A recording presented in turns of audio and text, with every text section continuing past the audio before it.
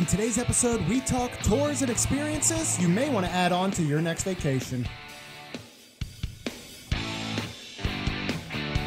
I only hope that we never lose sight of one thing, that it was all started by a mouse.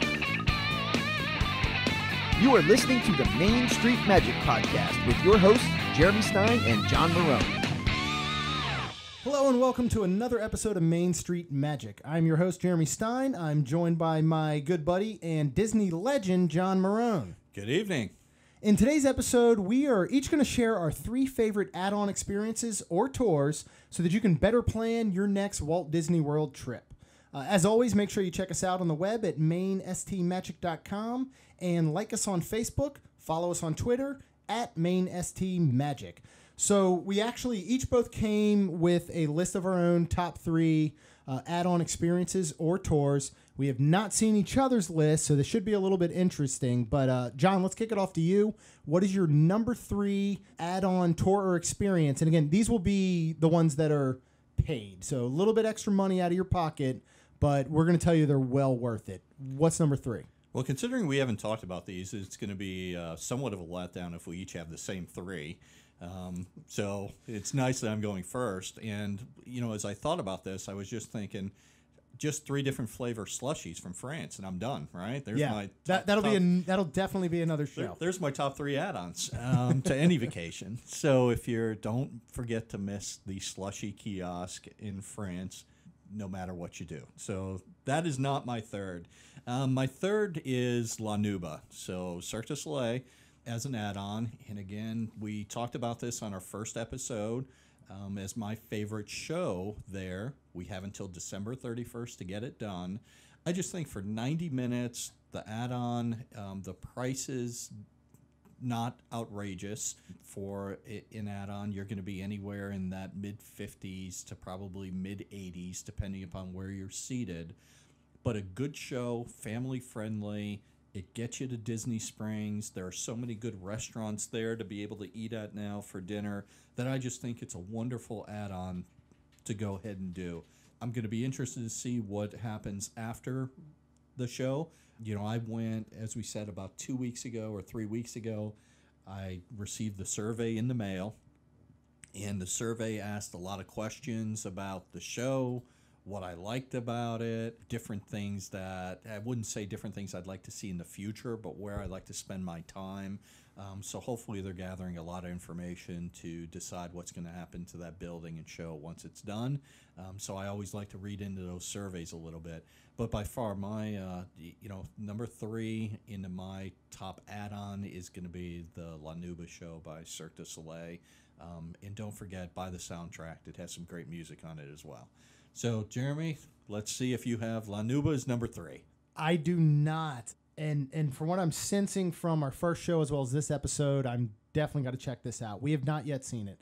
And John has let me know this is something I must take my family to before the end of the year. We're actually looking at planning this for November. So I'll be excited to talk to you, after we've actually done it.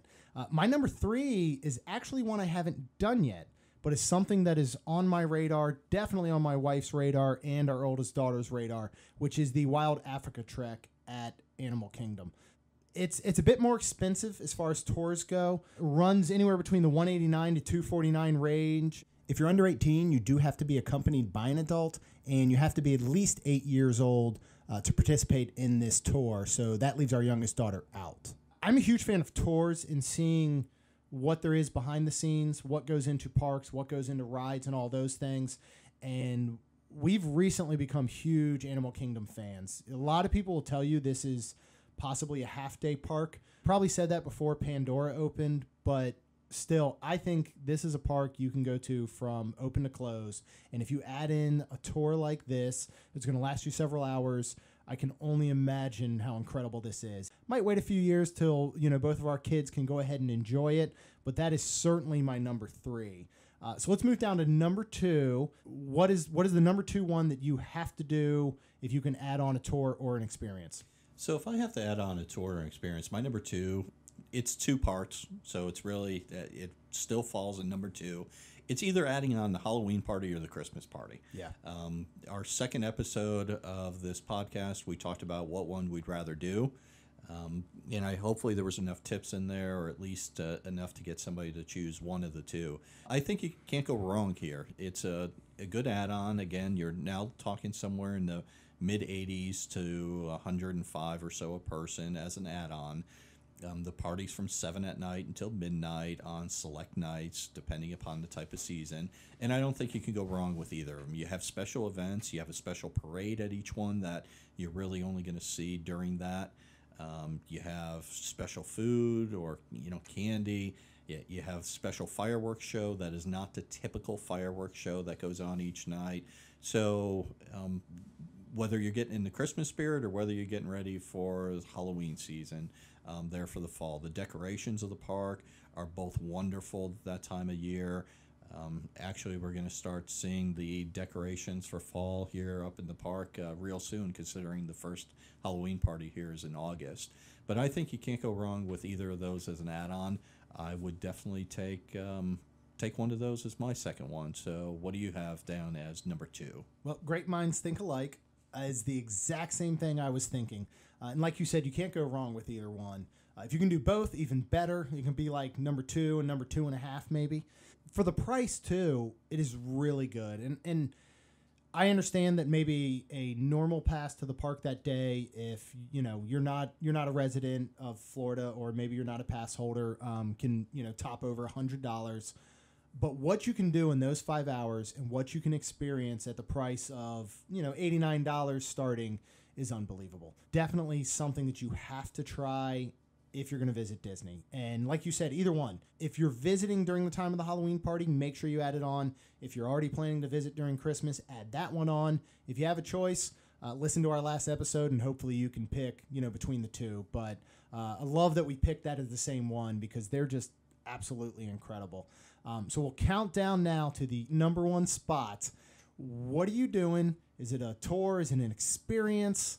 I have no clue, and I'm very excited to hear it here. It's an experience. It's a costly experience, but one that's well worth it. So my number 1 add-on goes on during Food and Wine. Goes on during Food and Wine on select Saturday nights. Oh, and it's Party for the Senses. Impressive. I totally passed that one by, and now I'm kicking myself. And the good part, and that's the one thing, there are so many different add-ons that sometimes just thinking about what to do is interesting. So Party for the Census on the select Saturday nights is an exclusive event. It's limited in number of people. It's held in the auditorium building or whatever. It has a name that's between the United Kingdom and Canada. Mm-hmm. So during the event, it has 3 different price points. This year, I believe the cheapest ticket is $149, which does not get you seating. For $199, you have a reserved seat, and I'll have to look up the price, but I think you can get reserved seating, get in early, plus you have a separate bar area, and you're right in front of the stage for $299, if I'm correct on the price. So a Party for the Senses is, it's a different theme each time, but you have either Disney chefs or celebrity chefs. Probably somewhere in the neighborhood of 12 to 14 different ones each time. You have vineyards that are there so that you can sample wines. You have, they've added beer stations, dessert stations. So it really is just a private, upscale food tasting and wine tasting event. In the past, they have had ice carvers, jazz bands. They've had the performers from La Nuba with Cirque du Soleil there performing. Last year, when we went, we had a musical group there that was excellent. So there's usually something going on in the background in addition to going and just gorging yourself. But if you think that you like going to the Food and Wine Festival and hitting the booths and trying something perhaps different, this is going to just ratchet it up. This is all top-notch food. Things that maybe you'd never tried before. I said that it was somewhat impossible to hit every single table and try every single thing, though Jeremy proved me wrong last year and was able to try absolutely every single thing. So, challenge accepted. Yep, much kudos to you on that. Something I haven't been able to do. I think I was able to hit every dessert one, but haven't been able to hit all the different food ones. And, while the price is high, in addition, you still need your Epcot admission in addition to that. You have a private viewing area for the nighttime show afterwards. So this is an event that goes on from 7 to 9:30, and then you could walk down and watch the show. When I first started going, this is unique. So I found out about it, and I wish I knew the first time I went. It probably was 98, maybe 97. $50 was the cost. That included your Epcot admission. So if you didn't have it, you can get in. It was held in the Odyssey building, so it wasn't very big. But the way that it works is the chefs are very accessible. So while they're plating, they are right there talking to you. The only thing separating them from you is a small table and maybe even a hot plate. Some of them even come around on that side of the table where you're picking up the plate just to talk to you. Ask them questions. They'll talk about different food, the recipe, everything they put together. I've met Bobby Flay there, Rick Bayless, Morimoto, lots of different people. I was just looking through some old items I have, and I know from one of them I had an apron that was signed by every single chef that was there. So a lot of different things that go on with just a neat event. And as it's become more popular, they've moved it to a bigger place, and the price has gone up considerably. Yeah. But I still think it's well worth the price. Definitely. You have to plan for it. You got to get those tickets once they go on sale and pick your Saturday night that you want to do it. But by far, my number one add-on, something I look forward to all year, is being able to do one of the Party for the Senses. So knowing that's not your number one, that you overlooked it, what's your number one? I definitely screwed up. I don't know how that passed me over.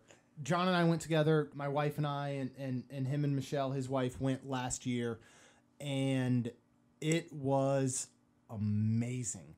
And like you said, price of admission to Epcot, you're going to be there anyway, so you're going to enjoy Epcot.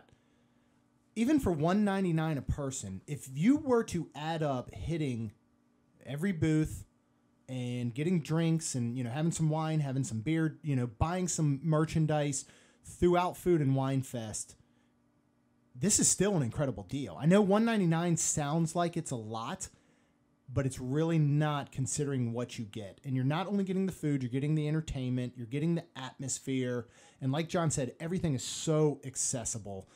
You're watching them plate these pieces of art right in front of you, right before they hand them over. I definitely missed that one for some reason. So what I'm going to do is I'm going to say I can't wait to do the Wild Africa Trek. My number 3, I'm just going to adjust right here on the spot, would be Halloween and Christmas. My number 2 would be Party of the Senses. I actually would not change my number 1. And my number 1 is the Keys to the Kingdom tour at Magic Kingdom. And there's a couple reasons. The first one is this is $99 a person, which to me is probably one of the most affordable add-on experiences and tours for what you get throughout all of Walt Disney World. It is a 5-hour walking tour throughout Magic Kingdom. We had a group of about maybe 9 people when we went back in April, my wife and I. And you got a headset. You have a tour guide that takes you all through Magic Kingdom. They'll start you off, and I don't want to give too much away, but they'll kind of walk you down Main Street, and you will learn some of the history about how Walt Disney came to purchase the land in Central Florida. You will learn some of what happens backstage, what happens behind the scenes of the rides. You actually get to ride a few of the rides with your own little group with no wait. You get to go underground, which isn't technically underground, but you get to see so much and learn so much. I've never been a history type of person until really I almost went on this tour. And to learn everything that went into creating, Disney World on the heels of Disneyland and the success that it had, it was incredible. You get lunches included. You get a little keepsake pin, and it was very interactive. There was not one point where we couldn't ask our tour guide a question, and they would stop in the middle of their tracks and answer it to the best of their ability. And what was really cool about this tour, I think, because it's so affordable at $99 a person, and you're going to get a different tour guide every time you go, I could see doing this every other year, just say, and because you're going to get some different stories. And our tour guide gave a little bit of her own personal stories behind it. Had some slightly different takes on things that other people might, but I think that would still stick as my number one. But man, you got me on Party of the Senses. I'm so ashamed of myself that it just flew over my head. Maybe I didn't think of it as an add-on experience because it is like, I don't know, it's beyond this world how good Party of the Senses was. You could do that every year, and you could pay the money every year and not see the same thing twice, guaranteed. Absolutely. So, Keys to the Kingdom. So, minimum age, correct? Yes, there is a minimum age. A guest must be 16 years of age or older so they can book this tour, and there's a really good reason behind that. They truly take you behind the magic. They take you to the utilidors, which are underneath the Magic Kingdom, and there's a very good chance you could see, Mickey Mouse walking around with his head technically in his hands, or you could see a princess on their lunch break. So they want to make sure that they're not taking the magic away from any sort of guest that may be younger. And everything they do is on stage or off stage. So when you are in those off stage areas, they want to make sure they're not ruining magic for anyone. So we started the tour, and my wife, who is very much a child at heart, she actually asked our tour guide, is this going to ruin the magic? And the tour guide kind of just said, let's go through the tour. And at the end of it, she looked at my wife and said, did that ruin the magic? And Rhonda was like, it made it that much better. But for a 10-year-old, a 9-year-old, it's the same thing. You don't want to reveal how you did a magic trick. Now, as an adult, you could reveal it to me, and I find that very interesting. It's cool to see how you did that magic trick.